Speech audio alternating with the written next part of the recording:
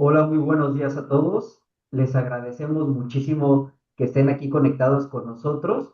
El día de hoy tenemos un invitado muy especial que tiene un tema que a todos nos interesa, ya sea que seamos expertos inmobiliarios, ya sea que tengamos un inmueble, seamos dueños de inmuebles. El tema de hoy es facturación en el arrendamiento y nos acompaña el día de hoy el contador Oscar Reza, que es del equipo de IMC Gobierno Corporativo. Le agradezco muchísimo, contador, y pues por favor, estamos muy interesados en saber más sobre este tema que genera a veces muchas polémicas, ¿no?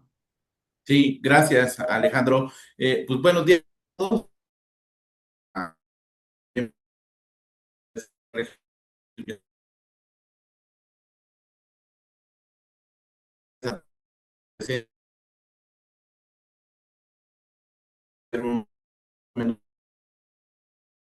Entonces es la mejor inversión que pueden hacer, sobre todo en este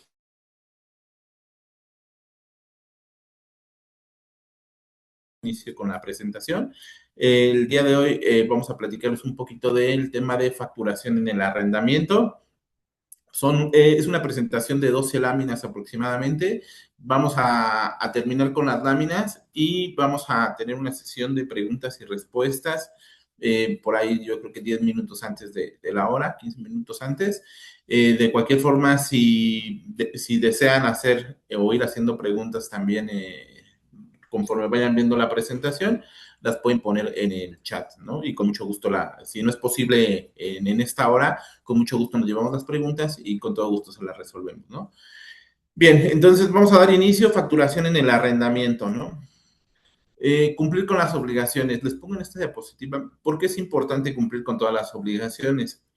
El Ejecutivo, a través del Plan Nacional de Desarrollo, hoy por hoy trae una política fiscal pues que la ha mantenido a lo largo de la administración.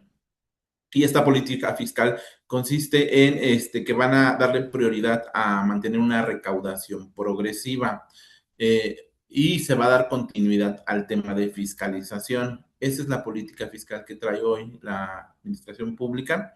Entonces, muchos de ustedes me imagino que han recibido también pues correos de cartas, invitaciones, que cumplan con sus declaraciones, tanto a ustedes como a sus clientes. Han recibido este tipo de información. Eh, ¿En qué sentido va? Pues evidentemente en que el gobierno busca recaudar a través de la fiscalización, ¿no? Según esto, no piensan endeudarse y buscan recaudar impuestos a través de su aparato de fiscalización. Entonces, por eso es importante que primero conozcamos las obligaciones que tenemos y obviamente que cumplamos en tiempo, ¿no? Nosotros aquí en IMC creemos que es importante el tema de la parte de prevención, entonces sí es importante que pues cumplamos de manera preventiva con todas las obligaciones que tenemos, ¿no? Y una de ellas pues es el tema de facturación en el arrendamiento. Entonces, se los pongo aquí para que sepan, ¿no? Porque es importante que cumplamos con esas obligaciones, ¿no? La primera obligación que tenemos es la parte de facturación. Nosotros estamos obligados, ¿no? Si nosotros obtenemos ingresos por arrendamiento, sí o sí estamos obligados a emitir una factura, ¿no? Y el fundamento lo tenemos en el artículo 29 del Código Fiscal, que nos dice que la obligación de expedir comprobantes fiscales por los ingresos que se perciban y las personas que disfruten el uso o goce temporal también deben solicitar el comprobante fiscal. Si bien es cierto que, pues, aquellas personas que se dediquen a arrendar un inmueble tienen la obligación de facturar, también es una obligación de la persona que recibe el bien para su uso o goce. Él debe de solicitar, ¿no? No es opción, o sea, también tiene la obligación el arrendador y el arrendatario. Muchas veces creo que no tenemos presente esto, o muchas veces como arrendador decimos, pues si el arrendatario no me pide la factura, pues no se la entrego, ¿no? Entonces ahí hay dos omisiones, ¿no? Para que tengan presente eso. Entonces, si nosotros vamos a arrendar un inmueble, estamos obligados a emitir la factura por los ingresos que vamos a percibir, y si nosotros rentamos un inmueble, hay que solicitar el tema de la factura, ¿no? Es una obligación. Entonces, la obligación es para las dos figuras. ¿Qué datos tiene que llevar esa factura? Bueno, la factura debe de traer algunos requisitos fiscales Y estos requisitos los podemos encontrar en el artículo 29A. Dentro de algunos requisitos son el nombre, RFC, folio y sello, lugar y fecha, nombre, RFC, código y uso del receptor, o sea, deben llevar los datos del que emite la factura, tanto el que recibe la factura, la cantidad, y aquí hay algo muy importante que también muchos pasamos por alto cuando emitimos una factura por arrendamiento. En la factura debe de contener el número de cuenta predial del inmueble. Entonces, ¿qué pasa si dicen, sabes qué? Yo sí estoy facturando, pero no le estoy metiendo la cuenta predial? Ok, pues es un comprobante que tiene errores y es una infracción. Entonces, el día de mañana, si en una revisión por parte de la autoridad fiscal, te puede emitir una multa porque si bien estás cumpliendo con el tema de emisión de factura, no estás cumpliendo con la emisión de forma correcta. Entonces, por eso es importante que tengan presente esto, ¿no? Si nosotros vamos a emitir una factura, o si nosotros vamos a pedir la factura por un arrendamiento, hay que pedirla y hay que revisar que contenga el número de cuenta predial. Alguien que dice, pues bueno, yo le rento, mi renta es por mes vencido, entonces le paso, digamos, ahorita en mayo, ¿no? Yo le voy a rentar en mayo, pero como es a mes vencido, le voy a emitir mi factura hasta junio, ¿no? También eso es incorrecto. O sea, si la renta corresponde a mayo, la factura tendría que hacerse en el mes de mayo, ¿sale? Entonces también para que lo tengan ahí presente, porque muchos pues no toman en serio la parte de la facturación. Sí es importante y sobre todo también para el tema de la deducción de quien recibe la factura. Entonces, hasta ahí en el tema de datos de facturación. Consideraciones de facturación. Cuando los bienes provengan de una propiedad o estén en un fideicomiso con actividad o sin actividad empresarial. Ok, bueno, como veíamos, pues quien arrenda un inmueble tiene la obligación de emitir la factura. Quien recibe o usa el inmueble en arrendamiento tiene que pedirla, ¿no? Pero ¿qué pasa si el inmueble pues está en copropiedad, ¿no? Son dos dueños. ¿Quién tiene la obligación? Bueno, de acuerdo a la ley fiscal, se debe establecer un representante común y en la legislación fiscal estableces quién es el representante común y él es el que está obligado a emitir la factura, ¿no? Entonces, si son dos o más copropietarios, hay que designar a un representante común y él es el que va a tener que emitir la factura, ¿no? O en el caso de un fideicomiso, también, ¿qué pasa si el inmueble yo lo metí a un fideicomiso? ¿Quién está obligado a facturar? Bueno, recordemos que tenemos dos tipos de fideicomiso, sin actividad o con actividad empresarial. En el caso de los fideicomisos sin actividad, pues es el fideicomitente que tendría que emitir la factura, ¿no? En el caso de actividad empresarial, es el fideicomiso, el propio fideicomiso el que tendría que emitir la factura, ¿no? ¿Cuál es la diferencia? Bueno, si el inmueble, yo tengo un inmueble y lo metí en un fideicomiso, pero ese fideicomiso es de administración, pues obviamente es sin actividad empresarial porque el fideicomiso no se dedica a eso, ¿no? Entonces ahí yo como fideicomitente tengo que emitir la factura. Pero ¿qué pasa si es una inmobiliaria, está en un fideicomiso y se dedica a desarrollar y a vender inmuebles? Bueno, ahí el fideicomiso sí realiza una actividad empresarial, por lo tanto el fideicomiso es el obligado a emitir la factura, ¿sale? Con los requisitos que ya vimos acá arriba. Entonces, también para que lo tengan presente. Otras consideraciones del arrendador. Aquí es muy importante considerar estos puntos, estos elementos al momento de mantener una obligación contractual en el tema de arrendamiento. Hay varias perspectivas, ¿no? Ahorita veíamos la obligación desde la parte del arrendador, quien arrenda el inmueble y que ya vimos que tiene que emitir la factura, pero también hay otras ópticas. O sea, ¿yo qué obligaciones tendría que cumplir si yo soy el arrendador o si yo soy el arrendatario, ¿no? Entonces, tratamos de poner algunas consideraciones desde las diferentes perspectivas, si tú eres el arrendador o el arrendatario, para que también lo consideres, ¿no? Vamos a ir viendo una por una y les voy a ir platicando porque es importante. Entonces, otras consideraciones del arrendador que debería tener, bueno, pues ya habíamos, ¿no? Emitir su factura de la renta e incluir la cuenta predial, que era lo que explicábamos. Incluir en el contrato el retiro de mejoras. ¿Por qué es importante esto? Si tú te dedicas al tema de arrendamiento y como parte de ese arrendamiento tú estableces que todas las mejoras quedan a favor del arrendador, eh,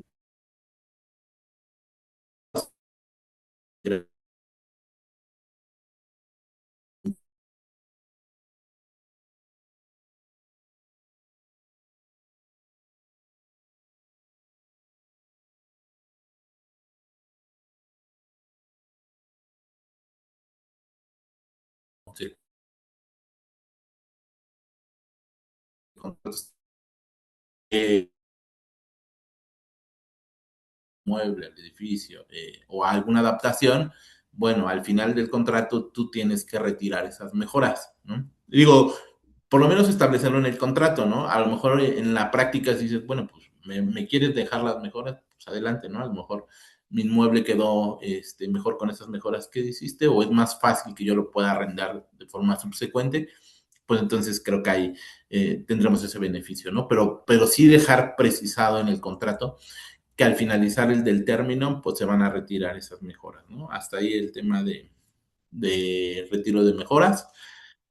La siguiente consideración fiscal en el tema del arrendador de la perspectiva es pedir la factura del mantenimiento. Si bien es cierto, como sabemos, a veces mes con mes tenemos que pagar el mantenimiento, muchas veces no solicitamos la factura de la del mantenimiento. Lo que hacemos, vamos, pagamos nuestra cuota de mantenimiento y ya me dicen, ok, recibimos las cuotas y hasta ahí lo dejamos, ¿no? Entonces, sí es importante que nosotros al momento de hacer un pago le pidamos a la administración que nos emitan la factura por esas cuotas. ¿Por qué? Porque es importante, porque obviamente tenemos ahí el tema de la deducción, primera, y dos, cuando nosotros en algún momento deseamos vender ese inmueble, pues evidentemente tenemos que acreditar que se pagaron todas las cuotas de mantenimiento, ¿no? Y obviamente una factura, pues con una factura podemos acreditar que cubrimos las cuotas de todos los meses, ¿no? Entonces, desde con estas dos consideraciones, pues bueno, es importante que pidamos esa factura del mantenimiento. La siguiente consideración que recomendamos es pedir la factura del pago del predial. Normalmente a nosotros nos llega el recibo predial y pues obviamente cada trimestre lo pagamos. Hay veces que hay gente que lo paga de forma anualizada por los beneficios, ¿no? Que esto representa. Pero no es suficiente el recibo de cuenta predial. Tenemos que solicitar la factura. La administración pública y todas las unidades que tienen, en este caso tesorería, tienen la obligación de emitir también la factura. Entonces hay que pedirla, o sea, ellos no la emiten por sí solos, tienes que solicitar que te emitan la factura de ese recibo predial que pagaste. ¿Sale? Entonces también hay muchos pasan por alto esa parte y obviamente es importante que pidan tu factura para el pago de predial, ¿no? Y bueno, también, obviamente, quienes presten, ahorita platicamos, si tú eres un arrendador y te dedicas a arrendar inmuebles, obviamente tienes que pagar, tienes que hacer tu factura, como ya lo vimos, y obviamente por esos ingresos tienes que pagar un impuesto. Este impuesto se paga de forma mensual. Entonces, es,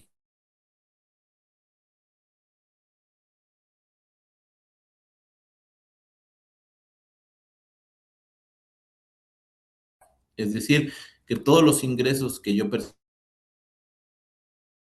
presentados con mi factura que yo le emití, esos ingresos tendrían que pagar impuestos, pero tengo un beneficio que puedo efectuar una deducción ciega. Entonces, esa deducción ciega la podemos disminuir para el pago de impuestos. Entonces, también para que lo tengan presente, ¿no? Entonces, ese es un beneficio que hay en la parte de deducción si yo me dedico, si yo soy arrendador y me dedico al arrendamiento de inmuebles. Aquí también es importante tomar en cuenta algunas consideraciones en la compra de un inmueble desde la perspectiva del comprador. Ok, ya platicábamos ahorita, ¿no? Si tú eres arrendador, pues qué consideraciones de arrendamiento, pues también evidentemente anda comprando inmuebles, ¿no? Entonces acá hay algunas consideraciones que les voy a platicar desde, ¿vale? La primera es que tenemos que tener en cuenta que hay que solicitar la factura de compra al propietario o al notario. Anteriormente,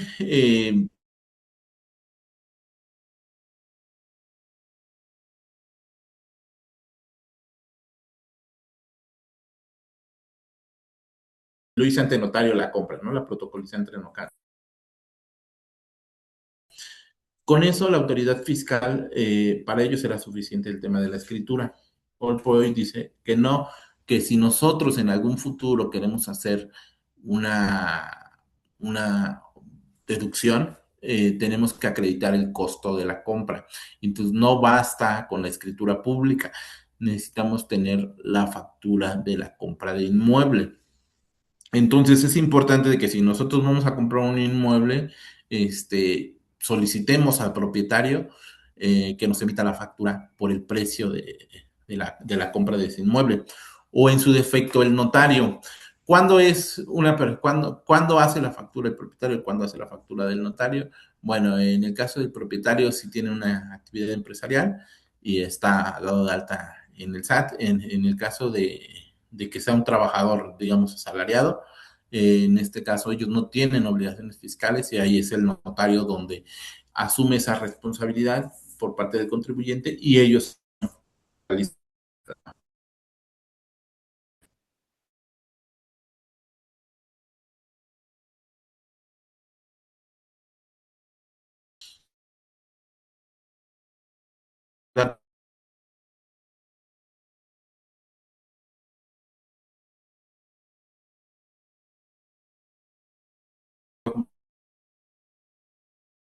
pues te voy a pagar en efectivo, ¿no?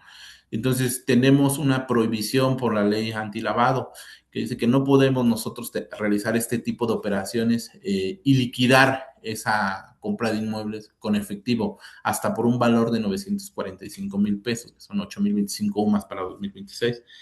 Entonces, para que tengan presente esto, porque evidentemente las multas en materia de prevención de lavado de dinero son muy altas, ¿no? Entonces, y sobre todo al momento de hacer la escritura, el notario sí solicita que acrediten la forma en que van a liquidar esta operación, ¿no? Y desde ahí, entonces, que evidentemente el uso de efectivo, pues está prohibido hasta por esa cantidad. ¿Vale? Entonces, también para que lo tengan presente, si van a comprar un inmueble, pues que no lo liquiden o solo liquiden una parte y que no rebase 945,000 y tendrían que evitar en escritura un precio menor a la contraprestación.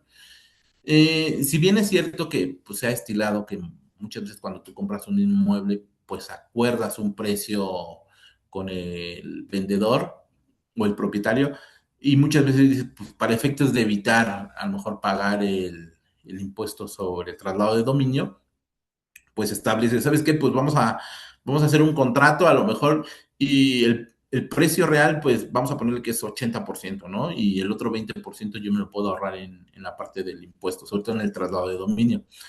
Muchas veces se estilaba eso, ¿no? Tiene sus desventajas porque si por un lado tú dices, pues me ahorro el tema del traslado,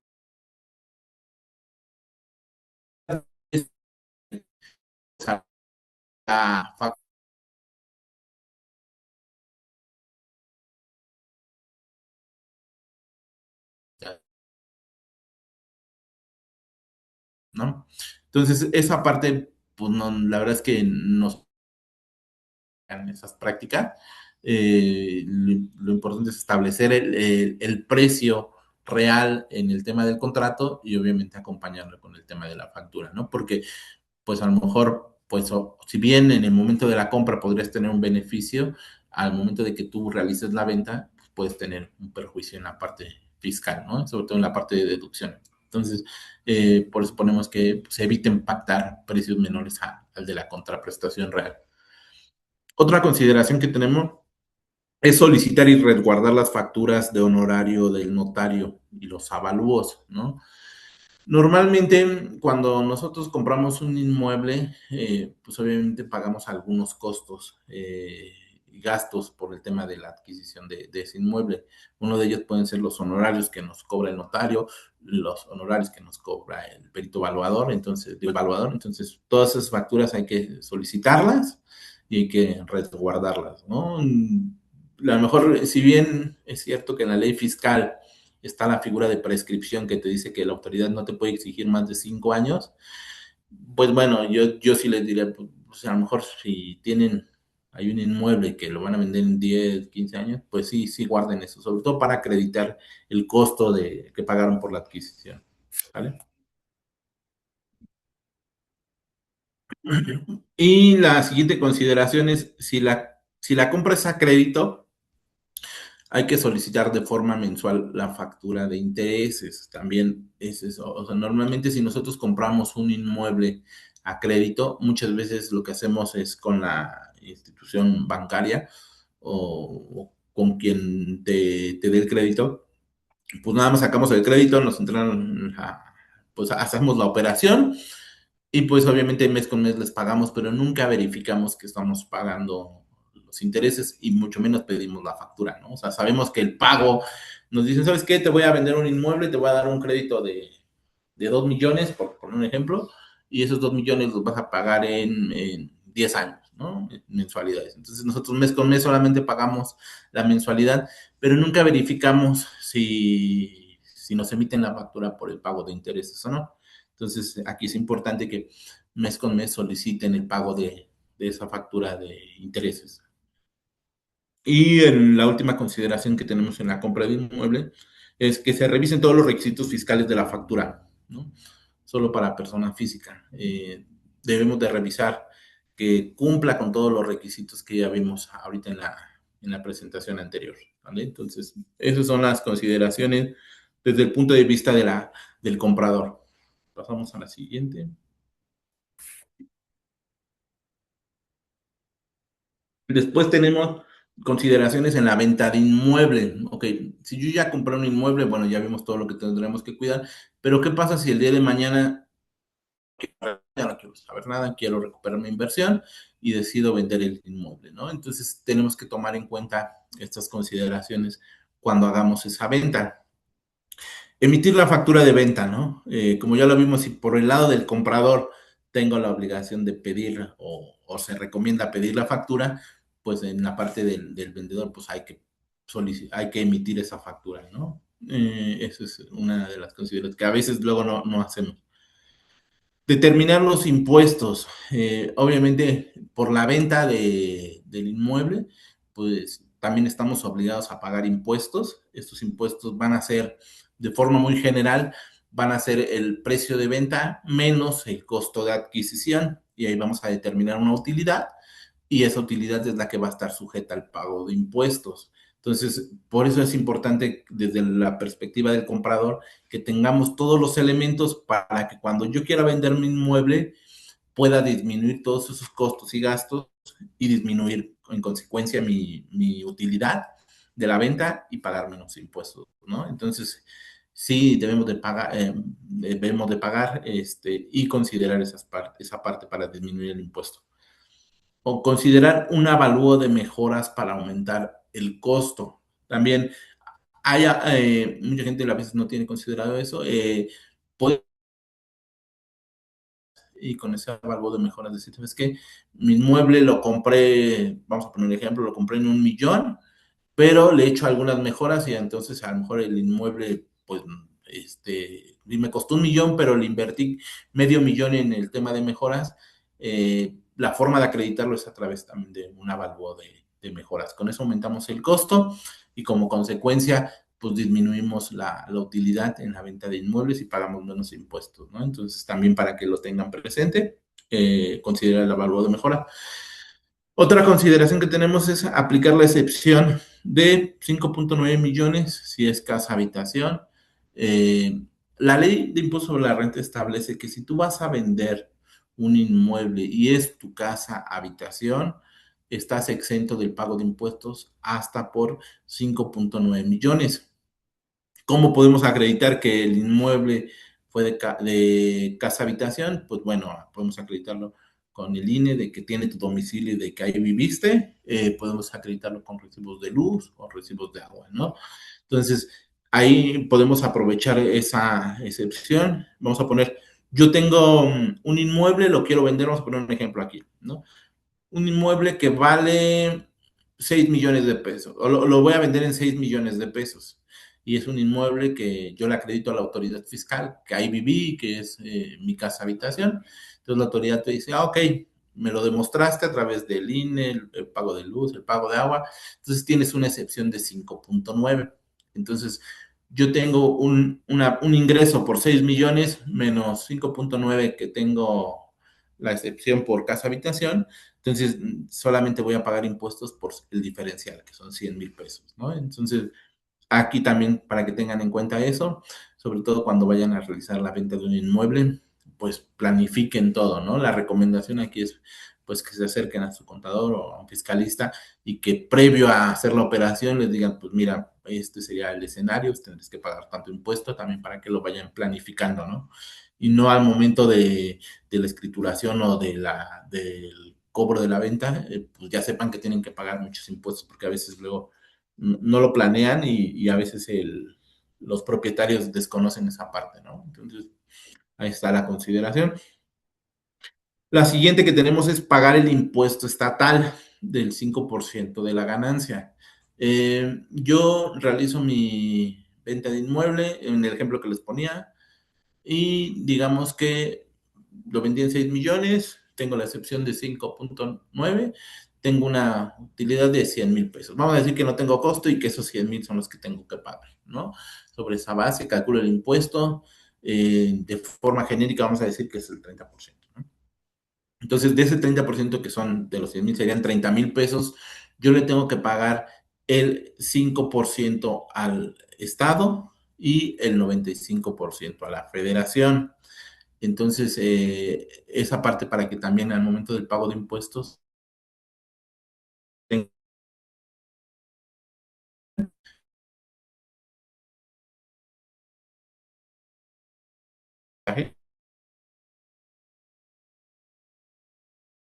impuesto federal, pues el impuesto federal es el impuesto sobre la renta. Cuando tú vendes un inmueble, esos son los impuestos que tendrías que cubrir, que es el impuesto sobre la renta, que es el impuesto por la ganancia, ¿no? El impuesto los impuestos por traslado de dominio, pues evidentemente los paga el comprador, ¿no? No el vendedor. Pero bueno, esos son los dos impuestos que tendría que pagar en la gente que realiza una venta de inmueble. La última consideración que tenemos desde el punto de vista de la venta de inmueble es presentar el aviso de prevención de lavado de dinero. Si yo me dedico a vender inmuebles, es una actividad vulnerable de acuerdo a la ley de lavado de dinero. Por lo tanto, al ser una actividad vulnerable, tengo la obligación de presentar los avisos de PLD. Entonces, esta obligación pocos tienen conocimiento de ella y entonces la verdad es que las multas, como les decía al principio, las multas en materia de prevención de lavado de dinero son muy, muy cuantiosas, ¿no? Entonces eviten ese tipo de situaciones y hay que traten de cumplir, ¿no? La idea, ¿no? Que sepan que tienen que considerar y que tienen que atender para poder cumplir con todas las obligaciones, ¿no? Y sobre todo en materia de PLD. La semana pasada, la autoridad fiscal, a través de la UIF, dieron una conferencia y para ellos establecieron que el sector de inmuebles son sectores que tienen operaciones altamente peligrosas para lavado de dinero. Entonces, pues obviamente son focos rojos para la autoridad fiscal y en este caso para la unidad de inteligencia financiera. Entonces, pues no tomemos en serio esa parte y tratemos de cumplir con estas obligaciones, ¿no? En materia de prevención. Y bueno, como vimos en todas estas obligaciones, algunas son fiscales, algunas no son fiscales. Hay algunas consideraciones que están relacionadas en el ámbito legal también. Entonces, la recomendación aquí también, pues es que de manera preventiva, previo a que vayan a hacer una operación, este, asesores, ¿no? Sobre todo, ya hoy no basta, anteriormente decían que era suficiente en que tuvieras a tu contador, tu doctor y tu abogado, ¿no? Hoy también es importante tener como asesor a tu fiscalista, sobre todo porque hay temas muy importantes que atender y en el tema fiscal, si no lo haces de manera preventiva y lo haces de manera correctiva, pues tienes una afectación a tu patrimonio, ¿no? Y entonces en IMC lo que buscamos justo es eso, ¿no? Cuidar el patrimonio de nuestros clientes, atendiendo todo el tema de obligaciones justo desde la parte de preventiva y de la parte de planeación, ¿no? Aquí estos son los servicios que nosotros hacemos, ¿no? La parte de asesoría fiscal en todas las operaciones que hagas, sobre todo en el tema de inmuebles, sí es importante que tengas esta asesoría fiscal y que a lo mejor no abundar, no profundizar tanto en una obligación, pero que sepas que sí tienes esa obligación y que tienes que atenderla, ¿no? También nosotros damos asesoría en el cumplimiento de protección patrimonial. Obviamente tenemos aquí dos servicios, que es el tema de fideicomisos y el tema de estructuras patrimoniales, ¿no? Para clientes que tienen a lo mejor inmuebles y quieren proteger su patrimonio, ya sea patrimonio personal o patrimonio empresarial, y buscan proteger esos inmuebles a través de estas figuras, ¿no? Como es la parte de fideicomisos o como es la parte de estructuras patrimoniales. Les puse aquí una lámina a modo de ejemplo de lo que son las estructuras patrimoniales. Les voy a platicar a grandes rasgos, ¿no? Nosotros lo que hacemos es proteger el tema de los inmuebles a través de sociedades que no, es decir, sociedades que únicamente contengan la parte de inmuebles y tener otras sociedades operativas, ¿no? Y estas sociedades pueden ser subsidiarias de una holding y con eso, pues a lo mejor cubrir el tema patrimonial de nuestros clientes o de los clientes de firmante, ¿no? A través de una estructura corporativa. Entonces, les voy a pedir a Alejandro que se los comparta. Y pues bueno, creo que sería todo en la parte de consideraciones y arrendamiento y factura por arrendamiento. No sé si tengamos ahí algunas preguntas, Alejandro. ¿Qué tal, contador? Sí, efectivamente tenemos aquí unas preguntas que nos están haciendo. Vamos a Ujú. verlo. Uno nos pregunta, en el caso de copropiedad, ¿el representante de qué forma se designa? El representante común, sí, establecen entre los copropietarios quiénes van a ser el representante común. Les decía, hay un matices legales que tendrían que cubrir. Para mí es suficiente el acuerdo de voluntades a través de un convenio, decir, bueno, este es el inmueble, establecemos de común acuerdo quién va a ser el representante común y con ese representante común solicitar la inscripción y establecer a la autoridad fiscal que él va a ser el responsable, uno, de emitir las facturas, dos, de pagar el impuesto. Muchas gracias, contador. Tenemos otra de Carmen López. El avalúo de mejoras, ¿qué tan riesgoso es si te dedicas a comprar y vender y lo haces 3 veces en el año? Ah, híjole, buena pregunta. Mira, es una recomendación que nosotros hacemos. Eh,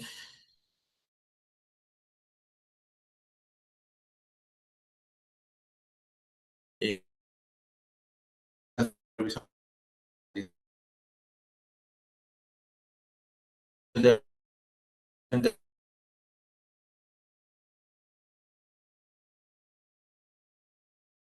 candados, ¿no?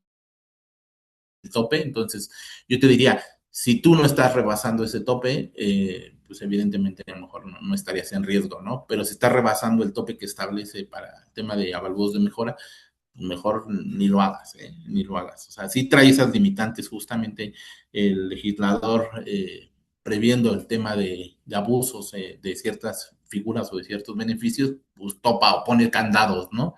Y para el tema de estos avalúos de mejora, sí hay un tope. Entonces, pues yo diría, si no estás rebasando el tope, adelante, ¿no? O sea, puedes seguirlo metiendo. Uh -huh. Gracias, contador. Igual tenemos a Eduardo Bartón. Nos dice, se resta el costo del inmueble para efectos del pago del ISR por la utilidad, adicional a la deducción por ser casa habitación. ¿Se resta el costo de qué, Alejandro? No te Se escuché. resta el costo del inmueble para efectos del pago del ISR por la utilidad, adicional a la deducción por ser casa habitación. Ah, ok, ya, ya, ya. O sea, tienes la extensión de 5.9 de casa habitación. Digamos, yo tengo un inmueble de 5.2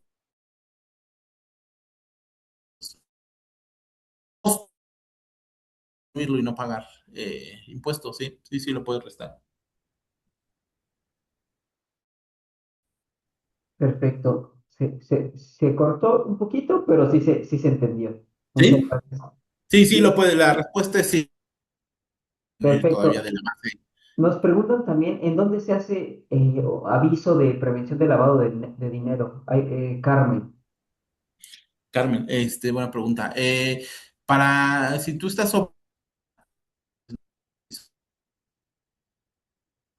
que hacer una inscripción en la plataforma de PLD, así búscalo como prevención de lavado de dinero, plataforma. Haces el registro, con el registro tienes que designar a un responsable de cumplimiento. Normalmente nosotros recomendamos que sea pues, su abogado o alguien que va a ayudarles a cumplir en esta obligación y ahí mismo en la plataforma presentas el aviso. El aviso, obviamente, para presentar el aviso necesitas el contrato y obviamente presentar todos los datos que te pide la plataforma, ¿no? Entonces, sí, tienen que revisar porque ese es por operación. Así, digamos que tienes una operación cada mes, pues cada mes tendrías que presentarlo. Si tú ya te registraste y tuviste dos operaciones y presentaste tu aviso y en el tercer mes ya no tuviste operaciones, aquí una de dos, o presentas un informe y le avisas a la unidad que no tuviste operaciones o das de baja la obligación. Pero sí es a través de la plataforma. muchas gracias, contador. Tenemos por aquí Ujú. una pregunta de Olga. Si el condominio no está dado de alta como asociación, ¿quién emite la factura del mantenimiento? Ah,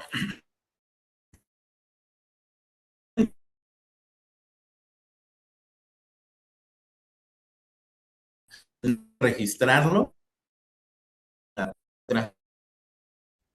Si alguien, digamos que algún propietario de eso ofreció, pues lo ideal es que lo inviten a que, pues obviamente, inscriba el inmueble y, obviamente, la administración la transparente, ¿no? A través de una figura, de una asociación, una sociedad civil y que sea esa la responsable.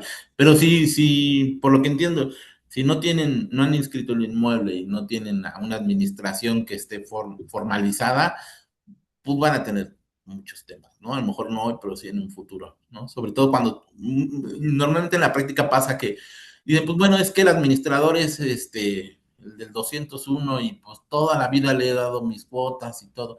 Entonces, cuando tú quieres vender el inmueble, te pide el notario que acredites que has estado al día. Y a veces, si no tienes ningún elemento, no tienes la factura, no tienes la carta de no adeudo, ¿sí? Y la administración no es una administración formalizada, pues no vas a tener forma de acreditar. Entonces, muchas veces ahí es donde tienen los problemas. Entonces, la invitación es pues, que registren el inmueble y que busquen una administración formalizada, ¿no?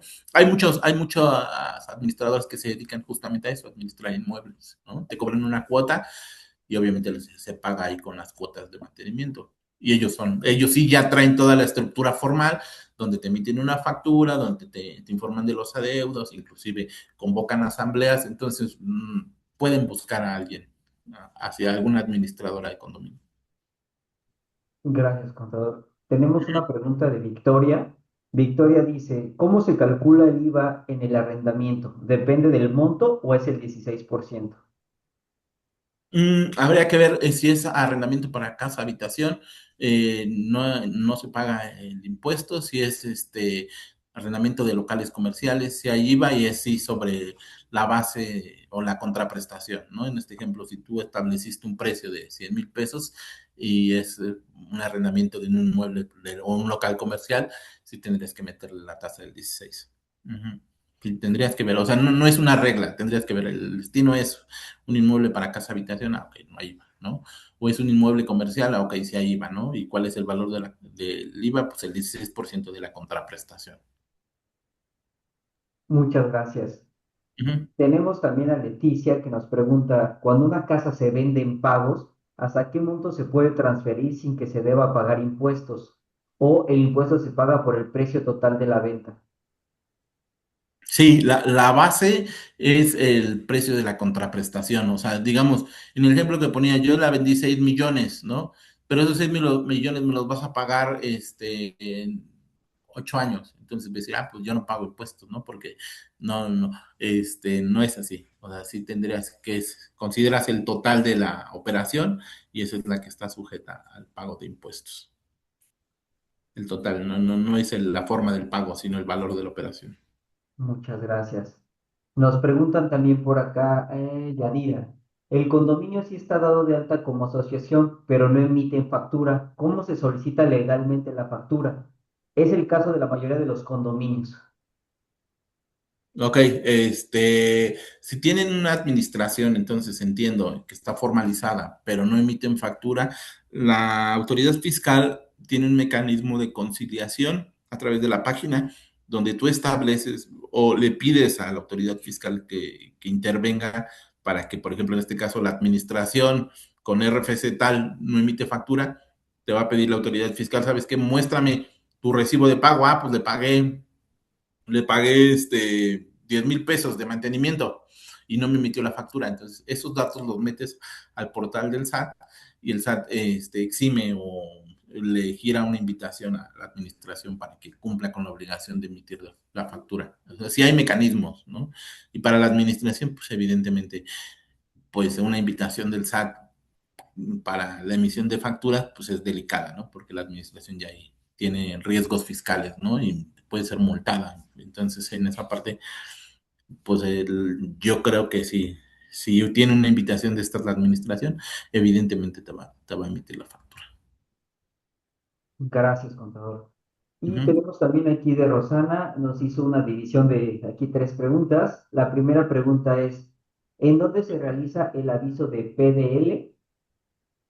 De PLD, ajá, prevención de lavado de dinero. En la plataforma, Roxana, a ver si ahorita les comparto la liga. Ahorita se las mando. Ok. Luego dice, si por alguna razón se pasa por un mes por razones ajenas, ya no se puede emitir la factura de ese mes. Por fecha de emisión, ok, entiendo que tú pagaste un mantenimiento o una renta inclusive y no emitiste la factura en ese mes, sino hasta el siguiente por cuestiones ajenas a lo mejor al emisor.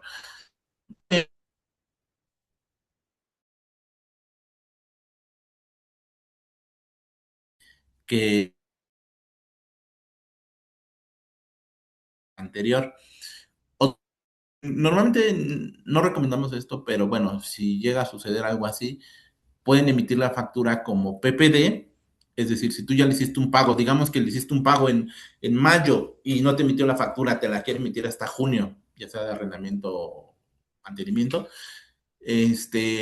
puede hacer la factura en junio con PPD y hacer un complemento de pago y referir en el complemento del pago que se hizo en mayo y no en junio, ¿no? Entonces, pero la idea es que, digo, que sea en el mes, justamente eso, pero si llega a pasar, pues a lo mejor hacerlo por única ocasión, ¿no?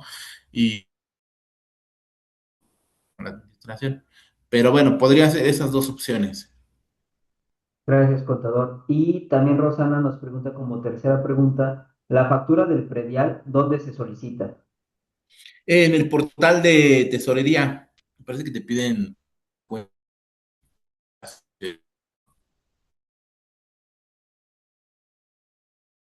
en la Ciudad de México te pide la llave, cuenta llave. Ahí se gestiona la solicitud de emisión de factura. Gracias, contador. De aquí, de esta pregunta que le voy a hacer, ahí nos han preguntado tres veces algo similar. Si la casa está amueblada, ¿sí paga IVA o no? Si la casa está, ¿qué, perdón? ¿Amueblada, sí paga IVA o no? Ah, buen punto. Para casa habitación. Pues mira, muy difícil que la autoridad fiscal, o sea, porque lo que entiendo es, si está amueblada es porque la vas a destinar a casa habitación.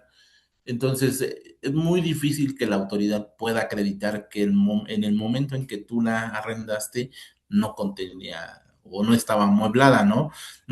Es muy difícil que la autoridad pueda acreditarlo. Entonces, yo te diría, pues como no lo puede acreditar, pues entonces sí, no le grabes el IVA, ¿no? Porque se presume o se entiende que es para casa habitación. Entonces, esa parte yo diría, pues no le pongas el IVA. Porque al final el destino es casa habitación. Ujú. Perfecto. Con esta respondemos dos preguntas. Tenemos también una pregunta de Edith García. Dice, hablando del tema de la factura del mantenimiento en un arrendamiento y el monto de la renta incluye el mantenimiento, ¿la factura a nombre de quién se emitiría? ¿Arrendador o arrendatario? A ver, si tienes una factura que tú le emites al arrendatario, bueno, lo que entendí es, tú como arrendador estás obligado a emitir una factura por la renta, se la emites al arrendatario. Dentro de esa factura le estás cobrando la El renta, mantenimiento. cobrando el mantenimiento. Así es, renta y mantenimiento. Sí, a los dos, si las va a pagar el arrendatario tendría que ir al arrendatario, si él los va a cubrir. Pero normalmente es muy difícil que la administración, o sea, el vínculo que tiene la administración es con el propietario. Entonces, quien está obligado a pagar el mantenimiento es el propietario, no el inquilino. Entonces, eh, si tú, eh, si tú le vas a pagar a la administración la cuota de mantenimiento, en estricto sentido, la administración te tendría que emitir la factura a ti. Ahora, si tú le quieres cobrar al inquilino, al arrendatario, esas cuotas, pues sí tendrías que hacer otra factura, pero tú la tendrías que emitir como arrendador al arrendatario, porque sí, sí, no es posible que la administración emitir el pago del mantenimiento al arrendatario, ¿no? Porque ahí no hay un vínculo jurídico. Muchas gracias, contador. Aquí nos Ujú. hacen también una pregunta, Leticia. Ajá. Si por la venta de una casa el precio total es de 3 millones y me depositan 250,000 pesos, cada mes la misma cantidad, ¿ese pago parcial no está sujeto a pago de impuestos? En primera, si es casa habitación y la venta es de 3 millones, tienes una excesión de 5,9, o sea, en teoría no estás obligado al pago de impuesto. Sí es importante que lo declares a través de tu anual, que digas, sabes que vendí un inmueble en 3 millones y ya, ¿no? O si en ese año, a lo mejor la venta, como tú dices, fue en mensualidades y en ese año te pagaron a lo mejor medio millón, entonces en ese año presentar tu declaración y percibí 500,000 pesos por la venta del inmueble, nada más. No es un ingreso que esté sujeto a pago de impuestos, pero sí tienes que reportarlo. Muchas gracias, contador. ¿Le parece todavía es posible que le hagamos otras tres preguntitas más? Sí, adelante, tenemos todavía seis Per- minutos. Perfecto. Victoria, si rento una casa habitación y doy factura y la renta es de 20,000 pesos, ¿cuánto me quita el SAT o qué porcentaje se va al fisco? Si rento una casa habitación de 20,000 pesos y facturo, ¿qué porcentaje? Eh, eh, tienes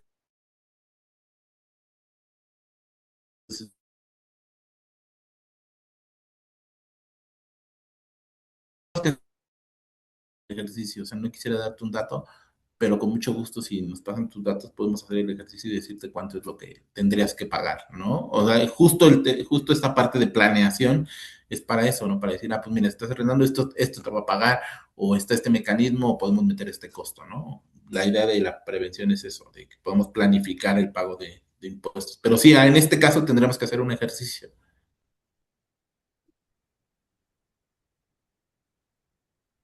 Muchas ¿Sale? gracias, contador. Así no, no de qué. Ajá. Sí, si gustas, mándame los datos y con gusto le hacemos el ejercicio.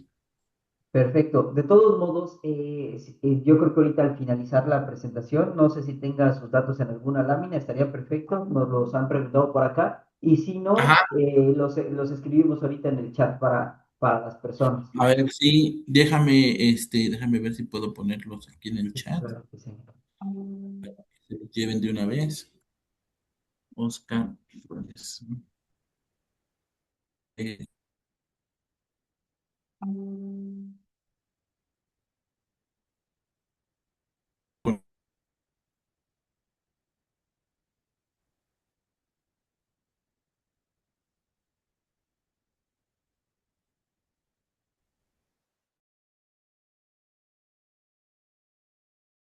por eso,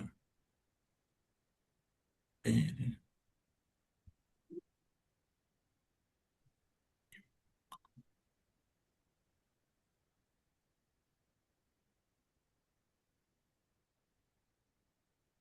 ya se los compartí. Ahí está mi correo y mi nombre. Con mucho gusto, cualquier cosa podemos ahí. Si hacemos el ejercicio del que nos comentaste, Alejandro, y con gusto se lo compartimos. Gracias. Tengo aquí una pregunta de Manuel García. Dice, buen día, una duda. Para Ujú. considerar el monto de extensión de ISR de 5,9 millones, pero si son dos o más propietarios, ¿sería ese monto por cada uno o ya es el límite general total? Excelente pregunta. Justamente nos han hecho nos han preguntado esa parte. Recordemos que los beneficios son por contribuyente. O sea, no, si yo tengo una copropiedad y somos dos contribuyentes, la extensión en este sentido tendrá que ir por ambos contribuyentes, ¿vale? O sea, los derechos del contribuyente no están limitados. O sea, cada quien tiene sus propios derechos, ¿no? Y uno de ellos es la parte de la exención. Perfecto. Sí, es muy buena pregunta. La verdad, esa era una duda también que yo tenía. Muchas gracias, contador. Ujú. Y tenemos una última Complementando, perdón, pregunta. complementando a esto, ahí entraría nada más la cuestión de la acreditación del segundo contribuyente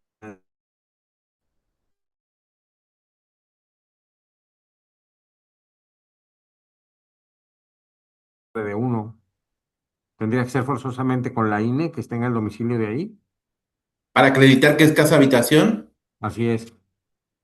sí, los requisitos que establece sí es la luz, el recibo de agua y la INE.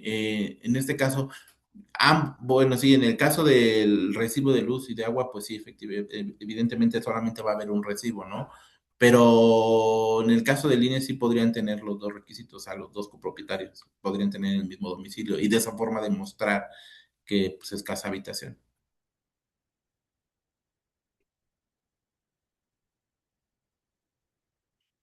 Muchas gracias, contador. Pues bueno, no sé, Alejandro, si tengas más, si gustas me las puedes compartir y con mucho gusto las respondemos de forma personalizada, ¿sale? Claro.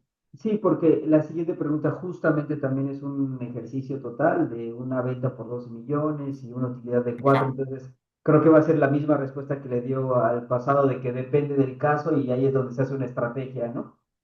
Así es, sí. Y pues bueno, de mi parte, pues agradecerte, Alejandro, el apoyo para llevar este a cabo webinar. Espero que les hayamos aportado algo en la parte de consideraciones y facturación para el arrendamiento.